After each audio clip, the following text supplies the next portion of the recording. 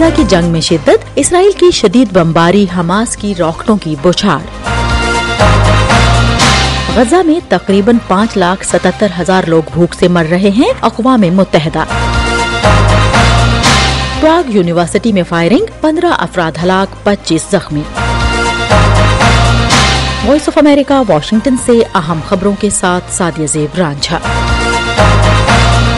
اسرائیل اور حماس کے درمیان جنگ میں ایک اور وقفے کے بارے میں کئی روز سے جاری کوششوں اور فریقین کی جانب سے ایک اور جنگ بندی پر آمادگی کے اظہار کے باوجود جمعرات کے روز غزہ میں جنگ میں شدت آ گئی ہے۔ اسرائیل کی جانب سے انتہائی بمباری کی جا رہی ہے، جبکہ حماس تل ابیب پر راکٹ برسانے کی اپنی صلاحیت کا مظاہرہ جاری رکھے ہوئے ہے۔ تل ابیب میں سائرن بجنے کی آوازیں گونجتی رہیں اور فضاؤں میں وہ راکٹ پھٹ رہے تھے جنہیں اسرائیل کا دفاعی نظام روک رہا تھا۔ حماس کی مسلح ونگ کا کہنا ہے کہ اس نے یہ راکٹ اسرائیل کی جانب سے شہریوں کو ہلاک کیے جانے کے جواب میں فائر کیے ہیں۔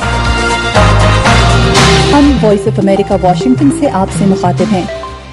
غزہ کے لاکھوں بے گھر فلسطینیوں کو درپیش بے شمار مسائل میں بھوک سب سے بڑا مسئلہ بن گئی ہے، جہاں پہنچنے والا امدادی سامان ضرورتیں پوری نہیں کر پا رہا۔ اقوام متحدہ کا کہنا ہے کہ غزہ میں تقریباً 5,77,000 لوگ اس وقت بھوک سے مر رہے ہیں۔ That report just confirms our worst fears.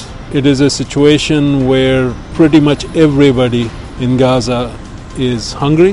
اقوام متحدہ اور 23 غیر سرکاری ایجنسیوں کی جمعرات کو جاری کردہ ایک رپورٹ کے مطابق اگر اسرائیل اور حماس کی جنگ اسی سطح پر جاری رہی اور خوراک کی ترسیل بحال نہ کی گئی تو فلسطینی علاقے کی آبادی کو اگلے 6 ماہ کے اندر قحط کا سامنا کرنا پڑ سکتا ہے اور اس کے ساتھ ساتھ بیماریاں بھی پھیل سکتی ہیں۔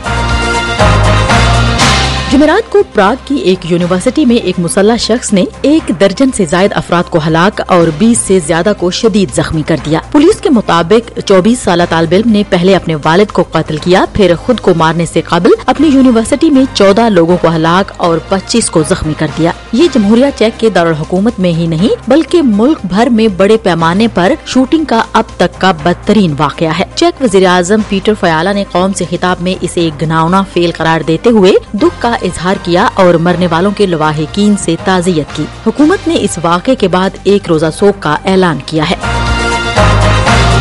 ہم وائس آف امریکہ واشنگٹن سے آپ سے مخاطب ہیں۔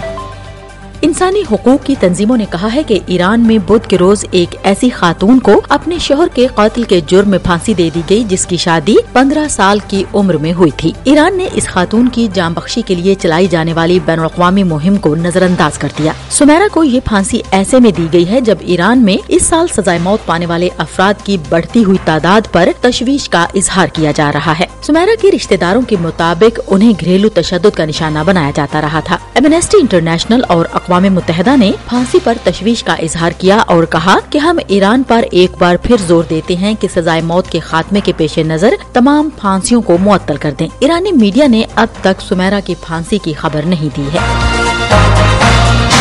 جاپان نے چین اور شمالی کوریا کے ساتھ کشیدگی میں اضافے کے بعد اگلے مالی سال کے لیے $56 بلین کے ریکارڈ دفاعی بجٹ کی منظوری دی ہے۔ وزیر اعظم فومیو کشیدا کے آئندہ چند سالوں میں دفاعی اخراجات بڑھانے کے وعدے کے مطابق کابینہ نے 2024-25 کے مالی سال کے لیے 7.95 ٹریلین ین کے مسودہ بجٹ کی منظوری دی۔ جاپان میں جنگ کے بعد ایک امن پسند آئین ہے جو اپنی فوجی صلاحیت کو ظاہری طور پر دفاعی اقدامات تک محدود کرتا ہے، لیکن اس نے گزشتہ سال اہم سیکیورٹی اور دفاعی پالیسیوں کو اپ ڈیٹ کیا، چین کی جانب سے درپیش چیلنج کا خاکہ پیش کیا اور 2027 تک دفاعی اخراجات کو نیٹو کے GDP کے 2% کے معیار سے دگنا کرنے کا ہدف مقرر کیا۔